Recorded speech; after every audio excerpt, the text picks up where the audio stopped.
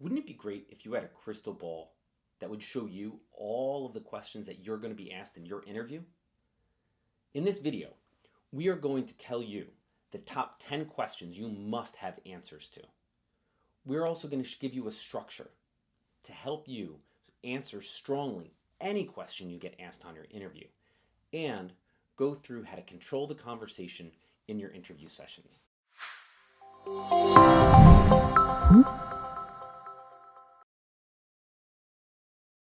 Okay, so how do you answer that question about what are your weaknesses? So there's a website called 16 Personalities. There's stuff that you can pay on there for it, but don't pay any money on it. Okay. What you want to do is go to it, you go through, sign up with your email, and take the initial test that they have. Okay. And then when you take that test, they'll come up with whatever personality is your strongest, right? And this is just an example of someone whose main personality is this mediator. Now, I don't really believe in this 16 personality stuff. It was made up by two non-scientists who just kind of did their own thing, and it became super popular in the psychological world. Doesn't matter. Do this test, and then you can see down on the side under explore this type, it says strengths and weaknesses.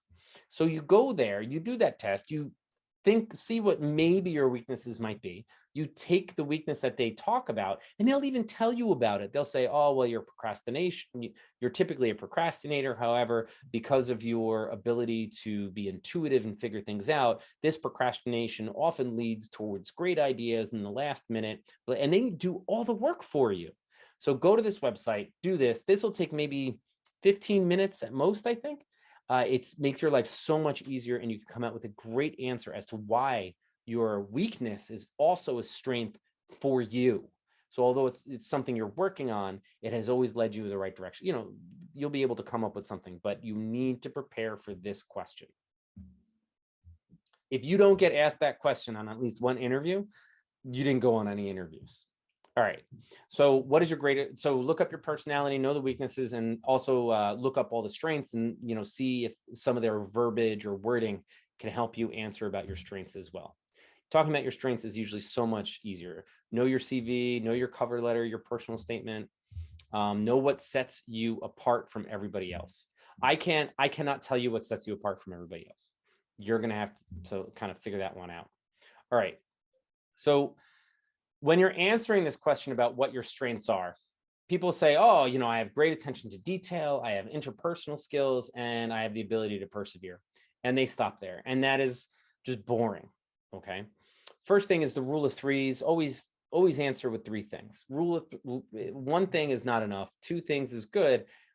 Five things is too many. So always try to do things in the rule of threes. I do a whole presentation on how to present, and it's all about rules of threes, right? So you can say, I have 3 sections on my slide, making it super easy to read. Most of them have 3 words, making it super easy to read. Okay. So our minds like things in threes. Don't ask me why.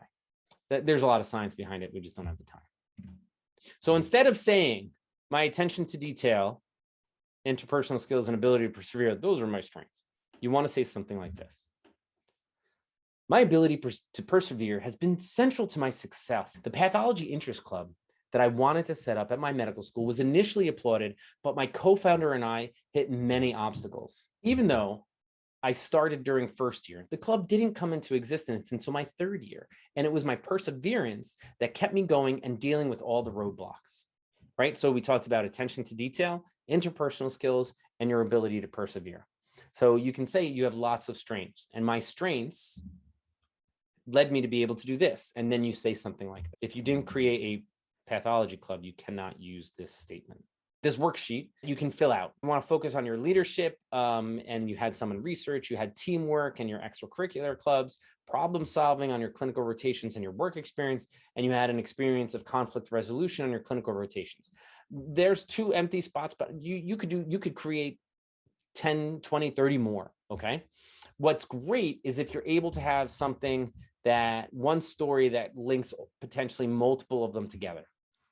The next thing that you need to use once you come up with that grid is you want to create a smart format to answer these questions. Many of you have heard about this, but you haven't practiced it. You want to talk about the situation.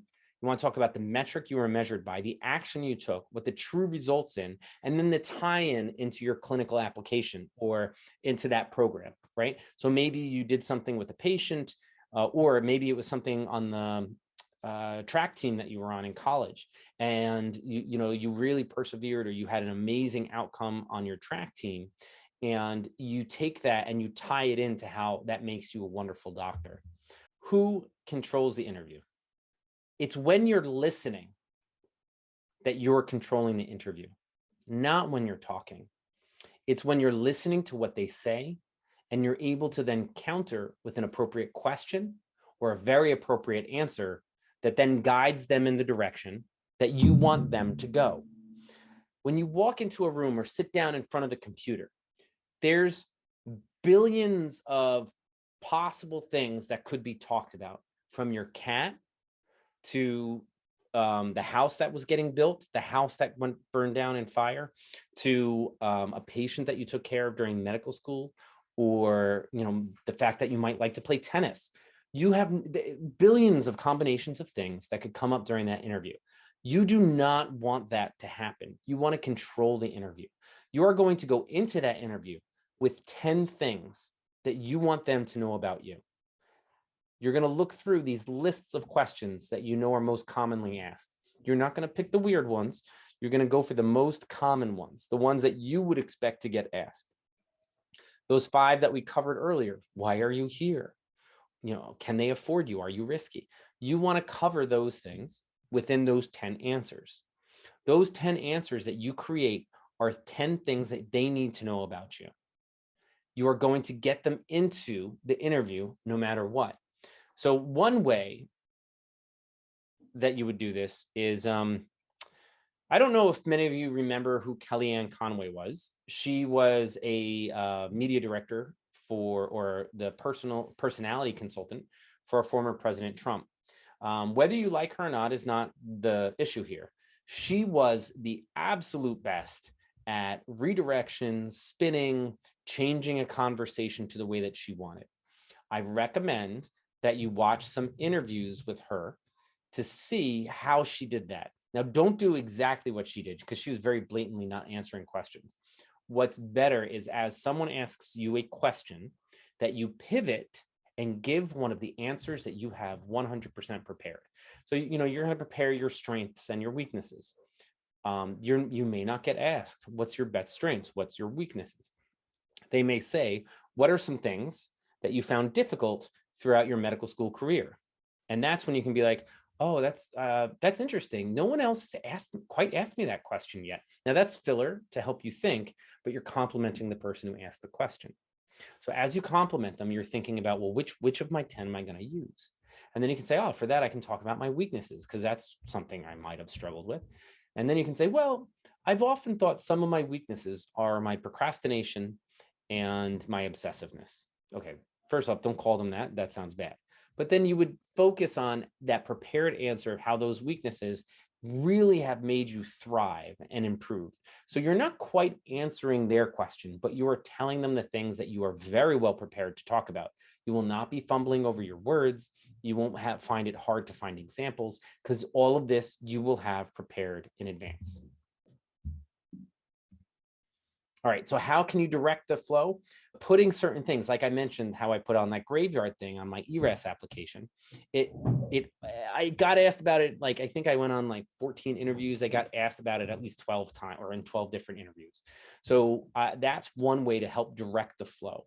So make sure that you have unique little things to talk about for each thing. Not unique, but interesting things to talk about, or a way to talk about everything that's on that application.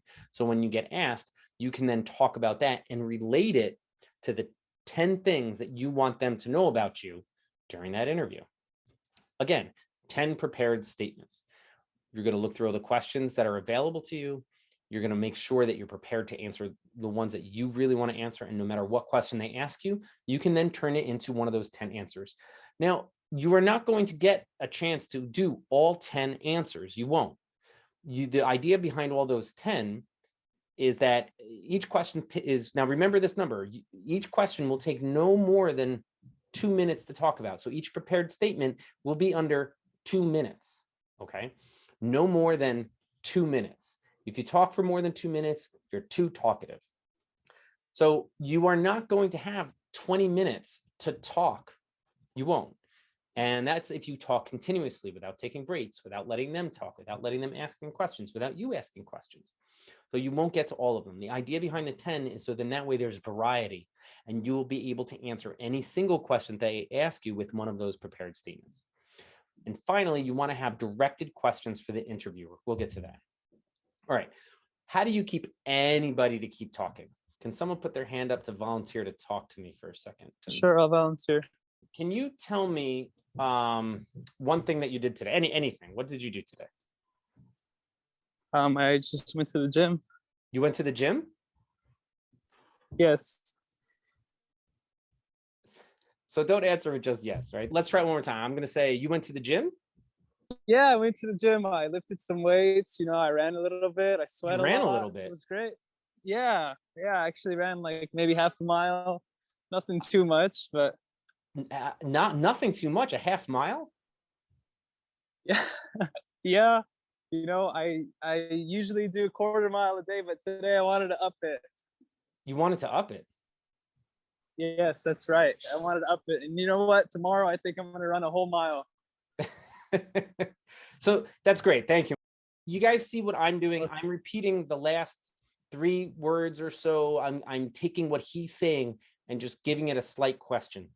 We could go on. And so when you're face to face and you're really chatting with someone, especially if they're interested in moving that conversation along, they are going to continue to talk like that. So if you're at a loss for words or you don't quite know how to answer something, just repeat the last 3 words with kind of a question mark and they'll explain themselves better. So another way that this works is with my kids or with my family. When, one of my kids says, Dad, the sprinklers all bent. The sprinklers all bent? Yeah, it's not working. The sprinkler's not working? And they just start getting diarrhea of the mouth and they just start coming up with how they didn't step on it, but somebody else stepped on it and how the angle of the sun blinded them while they fell on it. So repeating those last 3 words is a great way to keep the conversation going. So I do that during interviews in a way that I try to make it as comfortable as possible. And as you can see, as Momin really realized what we were doing, he just started opening up and really kind of fluidly talking. It makes it easier for the other person to talk.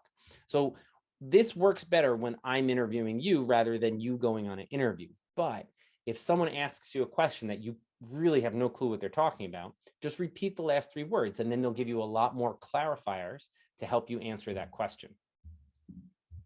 All right. So then what questions will they ask? The top things that you want to make sure that you have prepared is a stressful situation, either in school, in the hospital, at home.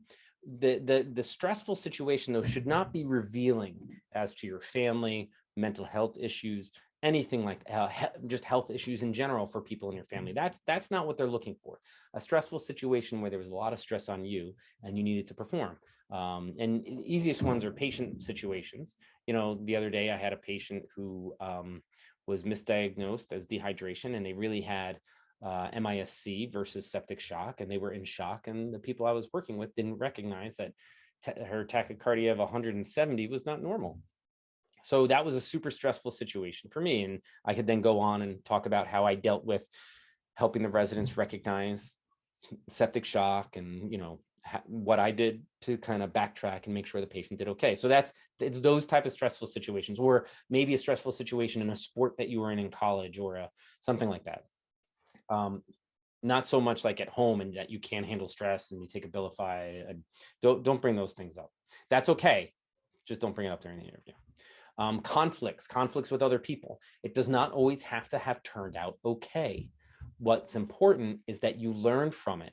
Okay. Whenever you're going to talk about any conflict, yeah, it's great if you did the perfect thing, but when you answer that you did the perfect thing, it's just kind of cliche on the interview. It'd be better if it turned out that while you learned something from it and maybe you didn't quite do anything wrong, it didn't end the way you wanted to, and you've learned that that's okay too. Right. And that catches people off guard and shows that you have great insight. All right, reporting on professionalism. They will ask you this. So if you saw another resident not not doing the work that they're supposed to, always signing out work to everybody else, always leaving early, would you tell anyone? And the correct answer to that is, first you talk to the person, as long as you don't think there's any risk, and then you bring it up to your chief resident. You don't have to bring it to the program director or anything like that, but don't just keep the correct answer is not keeping it just between you and the person. The correct answer is telling the person, but then also telling the next level up. Okay, that is the correct answer. So you'll figure out how to naturally say it yourself, but you will be asked this question. Your thinking process. Now, some people will ask very specific types of knowledge questions, like what blood pressure medication works best on both alpha and beta. That's ridiculous. I don't think those questions should be asked, and don't worry about those. Just do your best. Okay. What I'm talking about here, as far as your thinking process, is they may give you a complicated situation, and the correct answers are going to be like, well, I would definitely go and look this up really quickly, either in UpToDate or in the textbook, to make sure I asked all the proper questions. A good book to use or to reference is, say, 5-Minute Consult. The 5-Minute Consult book helps you with differentials and all the things that you need to ask, rule in, rule out.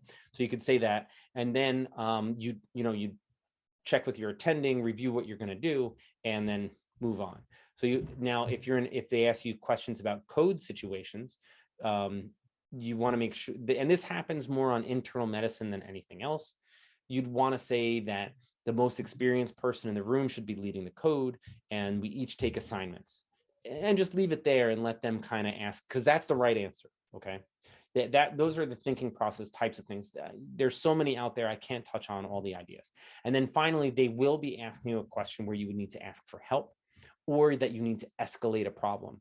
And so you should know that as a resident, you can escalate a problem to your senior resident, your chief resident, your program director, the department chair, and then the chief medical officer. Now, they're not asking you to get to the chief medical officer, but they want to know that you will bring issues up. So again, if it's conflict with someone, you bring it up a level. If it's a patient issue, you're going to bring it up a level or more if you see something going on wrong. These are all questions they're going to ask you, so make sure you have a prepared statement for each one of these things. All right. Remember, it's those 5 questions that we mentioned earlier, these 6 here. And again, you don't have to have all of them. You want at least 10 prepared statements.